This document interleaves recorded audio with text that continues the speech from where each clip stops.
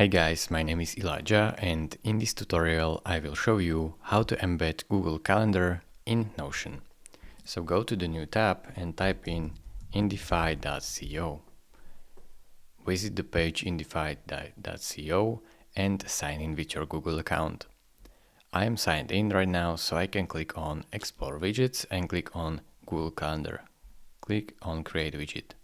Now name your Google Calendar, so I will name it My Calendar. Then press Continue. Now it will generate your new widget, and once done, you can also simply sign in with Google right here, so it shows you your calendar. Use your account and press Continue. Now give it an access to your account and press Continue. As you can see, the login is successful, so I can close this window and your calendar should appear right here.